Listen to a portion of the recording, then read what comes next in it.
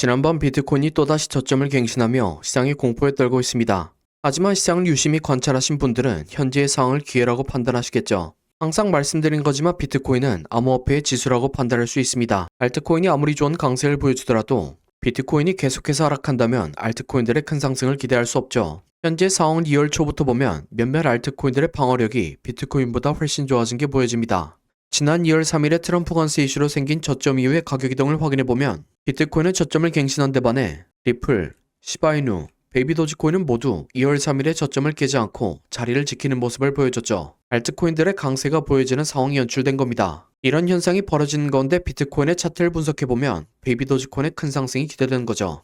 1파 이후 2파가 단순 형태로 1파를 크게 되돌리는 가격 조정, 그 다음에는 3파가 연장된 형태로 강하게 상승, 3파 이후의 4파는 2파와 파동 규대로 복합 조정, 2파에 비해서 시간도 오래 걸렸고 되돌림의 비율도 4파가 자주 완성되는 3파리에서 반등하고 있기 때문에 비트코인은 현재 5파를 당기고 있을 확률이 높다는 생각입니다. 이렇게 4파를 완성시키며 비트코인이 강하게 하락했는데도 불구하고 베이비도지가 강한 방어력을 보여주는 건 비트코인이 강하게 상승할 때는 베이비도지가 훨씬 강하게 상승할 수 있다는 신호로 해석해 볼 수 있죠. 그래서 저는 베이비도지가 강하게 상승하기 직전이라고 생각합니다. 이것 말고도 베이비도지코인의 차트만 놓고 봐도 큰 상승을 기대하게 합니다. 지난 12월에 베이비도지 역시 충격파동이 완성되었고 현재는 조정파동이 완성되었다는 것이죠. 충격파동 완성 이후 조정파동이 618 다음으로 자주 완성되는 구간인 786에서 반등, 그리고 이 위치는 작년 8월 시작된 임펄스의 1파 이후 2파 되돌림 완성 구간이기도 합니다.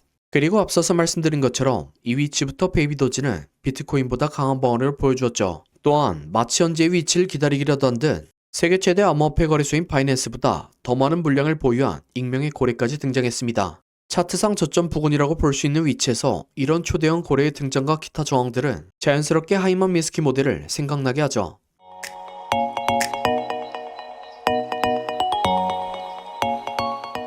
하이먼 미스키 모델은 자산의 가격에 따라서 시장에 어떤 일들이 발생하는지 보여주는 모델입니다. 이 모델은 크게 세 단계로 나뉘며 시장이 어떻게 변동하는지 보여주죠. 첫 단계에서는 자산의 가격이 가장 낮을 때 소수의 현명한 투자자들이 자산의 가치를 알아보고 매수합니다. 그리고 그 다음 단계에서는 기관에서 자산의 가치를 두기 시작하며 자금이 대거 유입되죠. 이에 따라 해당 자산은 유동성이 커지게 됩니다. 마지막 단계에서는 언론의 관심과 조명을 받으며 대중에게 노출되기 시작합니다.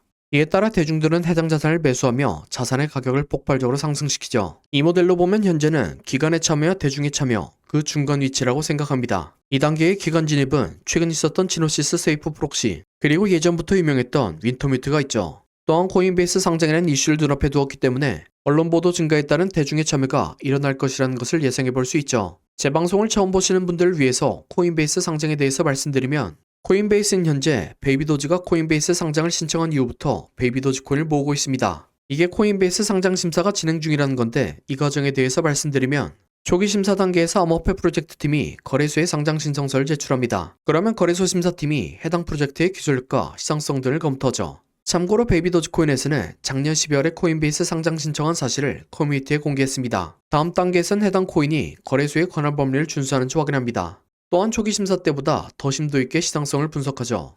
여기서 통과하면 유동성 준비 단계에 들어오게 됩니다. 거래소는 상장 후 초기 거래 유동성을 보장하기 위해서 자체적으로 일정량의 토큰을 매수합니다. 이 과정에서 매수된 토큰은 거래소의 중앙지갑에 보관되는 거죠. 그 다음은 기술 통합 과정으로 거래소 플랫폼에 해당 코인을 통합하고 내부 테스트를 거치게 됩니다.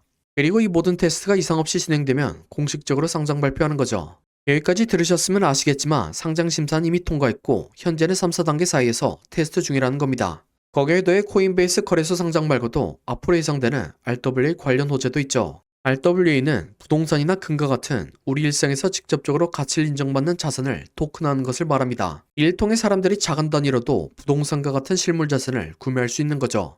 RWA에 대해서 공부하신 분들은 아시겠지만 부동산 재벌 출시이자 세계 최고의 권력을 가진 트럼프, 세계에서 가장 거대한 자본을 굴리는 운용사인 블랙록 모두 RWA에 집중하고 있습니다. 이에 따라 조용히 규모를 키우더니 어느새 25조 원 가량의 산업이 되었죠. 여기서 눈에 띄는 점은 미국 계열의 민코인들이 최근 RWA 관련 파트너십들을 진행하고 있다는 겁니다.